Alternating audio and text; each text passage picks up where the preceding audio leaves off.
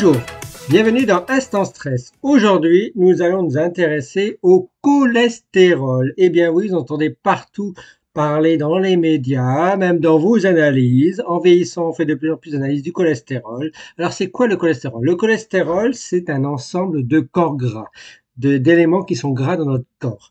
Ça comprend à la fois le cholestérol et les triglycérides. Alors il faut savoir que le cholestérol en général, en excès, ce n'est pas une maladie, mais par contre, c'est un facteur de risque très important qui augmente les risques des maladies cardiovasculaires, des accidents vasculaires cérébraux, les AVC, les plaques de gras dans les vaisseaux, les plaques d'athérome, et ça peut même être impliqué dans des maladies métaboliques et même dans des maladies neurodégénératives comme la maladie d'Alzheimer.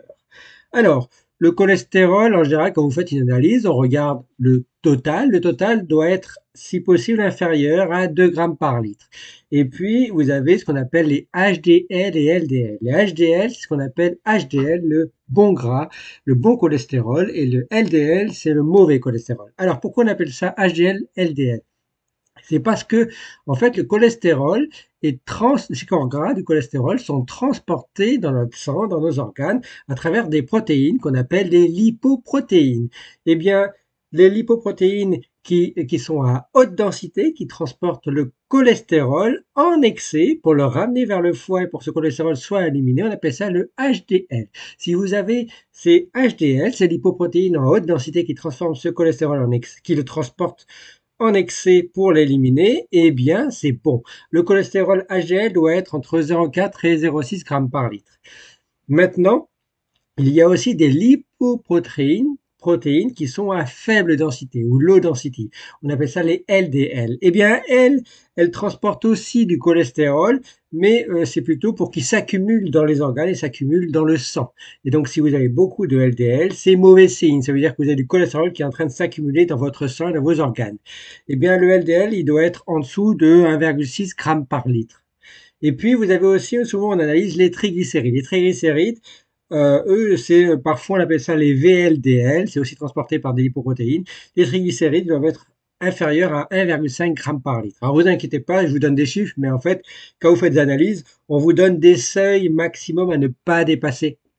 Et si vous dépassez ces seuils, c'est un facteur de risque très important pour les maladies cardiovasculaires, les AVC, peut-être Alzheimer, les plaques de cholestérol et de gras dans vos vaisseaux. Donc attention.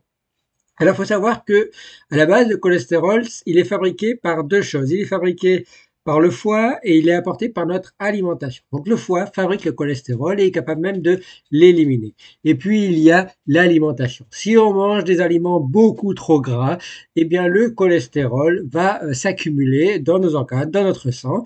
Vous allez avoir une augmentation des LDL et ça va être très mauvais pour notre santé. Donc voilà pourquoi un des piliers très importants pour réguler notre cholestérol, c'est l'alimentation. Pas trop de gras, pas trop de charcuterie, faire attention aux plats en sauce, faire attention aussi aux aliments trop sucrés et trop gras, pour tout ça limiter le taux de cholestérol. Alors évidemment, le cholestérol a des effets également et est utilisé pour nos organes pour fonctionner, donc il est aussi bénéfique à une dose physiologique. Pas trop, il en faut, mais pas trop. Et pour ça, c'est l'alimentation qui régule. C'est aussi éviter la sédentarité, d'être trop assis comme moi je le fais sur mon fauteuil pour vous faire des instants stress. Il faut plutôt faire de l'activité physique régulière tous les jours, de la marche au minimum. On dit au moins 30 minutes par jour, tous les jours. Il faut faire attention au surpoids et à l'obésité, et faire attention aussi à l'alcool, faire attention aux consommations de sel, parce que tout ça a un effet sur, à la fin, notre taux de cholestérol. Alors oui, il existe des médicaments qui sont très discutés, parfois controversés, parfois discutés. C'est ce qu'on appelle les statines, des médicaments qui font diminuer le taux de cholestérol pour limiter les risques de pour limiter les risques de maladies cardiovasculaires. Mais néanmoins, il faut faire très attention à notre alimentation. C'est un pilier avant de prendre des médicaments, donc c'est un pilier très important. Et puis, dernière information, il faut savoir qu'en fait, et un taux de cholestérol anormal, C'est ce qu'on appelle une dyslipidémie. Et bien, cette dyslipidémie, il faut savoir que ça concerne à peu près 30% du monde. Donc, vous voyez, si vous avez un problème de cholestérol, il n'y a pas que vous, c'est aussi beaucoup de personnes dans le monde, à peu près 30% de prévalence dans le monde.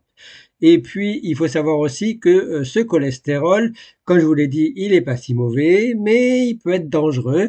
Donc, attention à votre alimentation, attention à ce que vous faites pour préserver votre cholestérol à un bon taux, sachant qu'en vieillissant en plus, on altère ce taux de cholestérol dans le mauvais sens, et donc en vieillissant, on fait de plus en plus attention à ce taux de cholestérol.